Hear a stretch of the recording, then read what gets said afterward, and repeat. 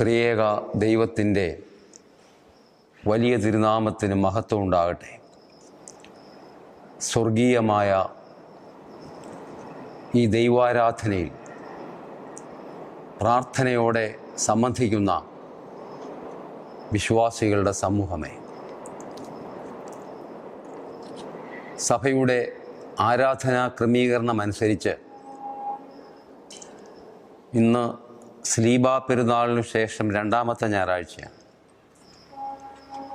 ഇന്ന് ക്രമീകരിക്കപ്പെട്ടിരിക്കുന്ന വിശുദ്ധ വേദഭാഗം വിശുദ്ധ മത്തായി എഴുതിയ സുവിശേഷം 16-ാം അധ്യായം 5 മുതൽ 12 വരെയുള്ള വാക്യങ്ങളാണ്. ആമുഖമായി ഒരു ചോദ്യം ചോദിച്ചുകൊണ്ട് ഈ വേദഭാഗത്തേക്ക് നമുക്ക് കടക്കാം. ഇന്ന് ലോകത്തിൽ ഏറ്റവും കൂടുതൽ ഉച്ചരിക്കപ്പെടുന്ന ഇംഗ്ലീഷ് പദമേതാണ്? പണ്ട് കാലത്ത് താങ്ക് യു ആയി, നന്ദി. ഇപ്പം നന്ദിയൊക്കെ വളരെ കുറവാണ്. പിന്നീട് God is love, glory to God, praise the Lord, അങ്ങനെ ദൈവവുമായി ബന്ധപ്പെട്ട പല വാക്കുകൾ ഉപയോഗിച്ചോളൂ. ഇപ്പോഴതും മാറി. ഇപ്പം ലോകത്ത് ഏറ്റവും കൂടുതൽ ഉപയോഗിക്കപ്പെടുന്ന ഇംഗ്ലീഷ് വാക്ക് ടേക്ക് കെയർ എന്ന വാക്കാണ്. സൂക്ഷിച്ചോണേ, ടേക്ക് കെയർ. ഇന്നത്തെ വിശുദ്ധ വേദഭാഗം നിങ്ങൾ സൂക്ഷിച്ചുകൊള്ളുവേൻ എന്നുള്ള ആഹ്വാനമാണ്. വിശുദ്ധ മത്തായി എഴുതിയ സുവിശേഷം 16-ാം അധ്യായം 6-ാം വാക്യം ഞാൻ വായിക്കാം. പരീശന്മാരുടെയും സദൂക്യരുടെയും പുളിച്ച മാവ് സൂക്ഷിച്ചുകൊള്ളുവേൻ. Beware of the leaven of the Pharisees and Sadducees. ഈ ഭാഗത്തിൻ്റെ പശ്ചാത്തലം നമുക്കൊന്ന് പരിശോധിക്കാം. കർത്താവും ശിഷ്യന്മാരും പടകിൽ കയറി മഗദാ ദേശത്തേക്ക് പോയി. പരീശന്മാരും സദൂക്യരും കർത്താവിനെ സമീപിച്ച് ആകാശത്ത് നിന്ന് ഒരടയാളം കാണിച്ചു തരണമേ എന്ന് ആവശ്യപ്പെട്ടു.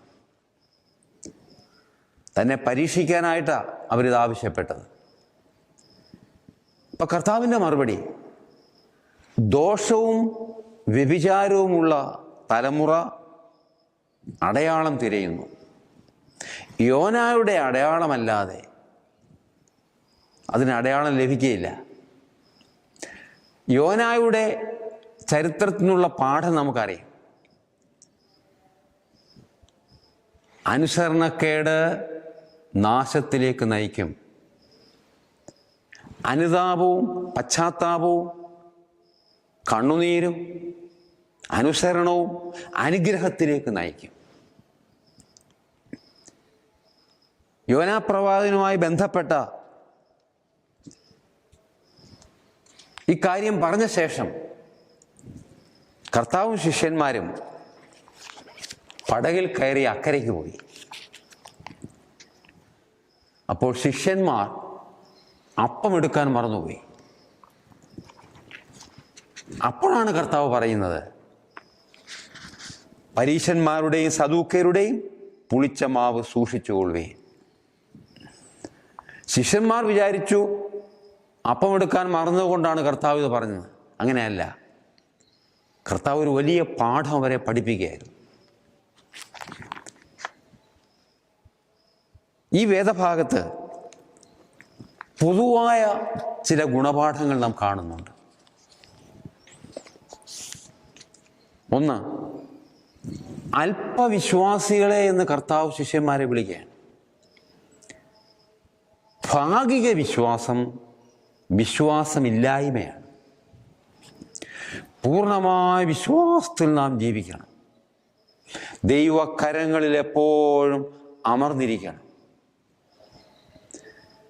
2, ജീവിതയാത്രയിൽ വളരെ സൂക്ഷ്മതയും ജാഗ്രതയും ആവശ്യമാണ്. 3, നമ്മിൽ തെറ്റായ സ്വാധീനങ്ങളും നല്ല സ്വാധീനങ്ങളും ഉണ്ടാകാം. Positive influence and negative influence. തെറ്റായ സ്വാധീനങ്ങളെക്കുറിച്ച് കർത്താവ് മുന്നറിയിപ്പ് നൽകുന്ന ഭാഗമാണിത്. ഒരിക്കലും തെറ്റായ സ്വാധീനങ്ങളിൽ നാം പെടരുത്. 4, തിരുവചനത്തിൽ നിന്ന് ലഭിക്കുന്ന മുന്നറിയിപ്പുകൾ നാം ഗൗരവമായി എടുക്കണം. പാപജീവിതത്തിൻ്റെ ഭവിഷ്യത്തുകൾ ഈ തലമുറ മനസ്സിലാക്കണം. We must be aware of the consequence of sin. ദുർമാർഗത്തിലും വെറുക്കൂത്തിലും കൊള്ളതായ്മയിലും ജീവിച്ചാൽ അനന്തര ഫലം എന്താണെന്ന് ഈ തലമുറ നല്ലവണ്ണം മനസ്സിലാക്കണം. അപ്പത്തിൻ്റെ പുളിപ്പിനെ പറ്റിയല്ല, പരീശന്മാരുടെയും സദൂക്യരുടെയും ഉപദേശമാകുന്ന പുളിച്ച മാവിനെ സൂക്ഷിക്കണമെന്ന് ആണ് കർത്താവ് പറഞ്ഞതെന്ന് ഒടുവിൽ ശിഷ്യന്മാർ തിരിച്ചറിഞ്ഞു. തിരിച്ചറിഞ്ഞ് മുടിയൻപുത്രനെ പോലെ അപ്പോൾ അവർക്ക് സുബോധം വന്നു. സുബോധം വരാൻ താമസിക്കല്ലേ, സുബോധമുള്ളവരായി ജീവിക്കണമെന്ന്. അറിവും പാണ്ഡിത്യവും എല്ലാം സുബോധമുള്ള തലമുറയ്ക്ക് വേണ്ടിയാണ്. ശാസ്ത്രം സുബോധമുള്ള തലമുറയ്ക്ക് വേണ്ടിയാണ്. ഈ തലമുറയെ സുബോധമുള്ളതാക്കി തീർക്കുക എന്നുള്ളതാണ് മതത്തിൻ്റെ ഉത്തരവാദിത്വം. നാം സുബോധമുള്ളവരായി ജീവിക്കണം. നമ്മിലുള്ള ദൈവിക സ്വഭാവത്തെ മാറ്റിമറിക്കുന്ന ഘടകമാണ് പുളിപ്പ്. നന്മയെ തിന്മയാക്കുന്നു, വെളിച്ചത്തെ ഇരുട്ടാക്കുന്നു. പിശാച് നമ്മുടെ ഉള്ളിൽ പ്രവേശിച്ച് ദൈവത്തെ ധിക്കരിക്കാൻ പ്രേരിപ്പിക്കും, ദുഷിപ്പുകൾ സ്വീകരിക്കാൻ പ്രലോഭിപ്പിക്കും. പിശാച് നമുക്ക് ചുറ്റും വട്ടമിട്ട് പറക്കുന്നുണ്ട് കേട്ടോ. പിശാച് തലയിൽ കൂടുകൂട്ടാതിരിക്കാൻ സൂക്ഷിക്കണം. പിശാച് നമ്മുടെ ഹൃദയത്തിലും കൂടുകൂട്ടാൻ അനുവദിക്കരുത്. ഒരു ഭക്തൻ പറയുന്നു, പിശാച് നിങ്ങളെ കൊള്ളയടിക്കാതിരിക്കാൻ വേണ്ടി ഓരോ യാമത്തിലും പ്രാർത്ഥിപ്പേ. സഭ യാമപ്രാർത്ഥന ക്രമീകരിച്ചിരിക്കുന്നത് പിശാചിൻ്റെ പ്രലോഭനങ്ങളിൽ നിന്ന് നാം വിടുതൽ പ്രാപിക്കാൻ വേണ്ടിയാണ്. ആരാണ് സദൂക്യരും പരീശന്മാരും? യഹൂദ സമൂഹത്തിലെ അന്നത്തെ പ്രധാന വിഭാഗങ്ങളായിരുന്നു ഇവർ. അവർ തമ്മിൽ പല കാര്യങ്ങളിലും ഭിന്നതയുണ്ടായിരുന്നു. പരീശന്മാർ എഴുതപ്പെട്ട ന്യായപ്രമാണം പാലിച്ചു, അലിഖിതമായ യഹൂദ പാരമ്പര്യങ്ങളും പാലിച്ചു, മരണാനന്തര ജീവിതത്തിൽ വിശ്വസിച്ചു, മരിച്ചവരുടെ പുനരുത്ഥാനത്തിൽ വിശ്വസിച്ചു, ആചാരാനുഷ്ഠാനങ്ങളും ശുദ്ധീകരണ നിയമങ്ങളും പാലിച്ചു. സദൂക്യരാകട്ടെ എഴുതപ്പെട്ട ന്യായപ്രമാണം മാത്രം അംഗീകരിച്ചു. മരണാനന്തര ജീവിതം, മരിച്ചവരുടെ പുനരുത്ഥാനം ഇവയിൽ വിശ്വസിച്ചില്ല. അതുപോലെ മാലാഖമാരുടെ സാന്നിധ്യത്തെ അവർ നിരസിച്ചു. ഉന്നതമായ രാഷ്ട്രീയ ബന്ധങ്ങളും അധികാരങ്ങളോടുള്ള അടുപ്പവും അവർക്കുണ്ടായിരുന്നു. പരീശന്മാരും സദൂക്യരും തമ്മിൽ ഭിന്നതയുണ്ടായിരുന്നു പല കാര്യങ്ങൾ. എങ്കിലും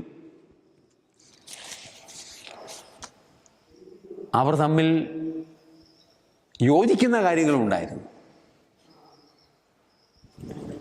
അവരുടെ ദുരുപദേശങ്ങളും വേദവിപരീതങ്ങളും അഹങ്കാര മനസ്സും ആകുന്ന പുളിപ്പിനെ സൂക്ഷിക്കണമെന്നാണ് കർത്താവ് പഠിപ്പിച്ചത്. എന്താണ് അവരുടെ ദുഷിപ്പുകൾ? അവർ യേശുക്രിസ്തുവിൽ വിശ്വസിച്ചില്ല. ക്രിസ്തുമാർഗം സ്വീകരിച്ചവരെ പീഡിപ്പിച്ചു. ബാഹ്യ ആചാരങ്ങൾക്ക് മാത്രം ശ്രദ്ധ കൊടുത്തു.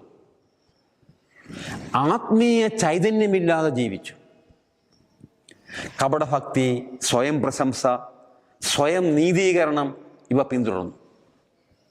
ഈ ലോകത്തിലെ സുഖഭോഗങ്ങൾ മുഴുകി ജീവിച്ചു. അവർ ആഗ്രഹിച്ചത് ഇൻസ്റ്റൻറ്റ് പ്ലഷേഴ്സാണ്.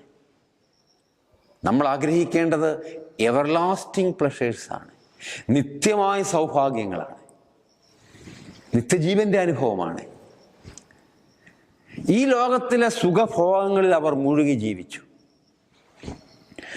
പുറമേ മതഭക്തി ഉണ്ട്, ഉള്ളിൽ വൈകൃതങ്ങളാണ്, പെർവേർഷൻസാണ്, പെർവേർട്ടഡ് ലൈഫ്. വൈകൃതങ്ങളുടെ പിന്നാലെ പോയി. സത്യം, നീതി, കരുണ, വിശ്വസ്തത, പ്രാർത്ഥനാ ജീവിതം എന്നീ നല്ല മൂല്യങ്ങൾ അവർ തള്ളിക്കളഞ്ഞു. ഇന്ന് കർത്താവ് നൽകുന്ന ഈ മുന്നറിയിപ്പുകൾ നാം കേൾക്കണം. നാം നശിക്കാതിരിക്കാൻ, തകർന്നു പോകാതിരിക്കാൻ മുന്നറിയിപ്പുകൾ കേൾക്കണം. പുളിച്ച മാവിനെ സൂക്ഷിച്ചു കൊള്ളണം. ആന്തരികമായി ജാഗ്രതയുള്ളവരായി ജീവിക്കണം. ജാഗ്രത ശുദ്ധീകരണത്തിലേക്ക് നമ്മെ നയിക്കും.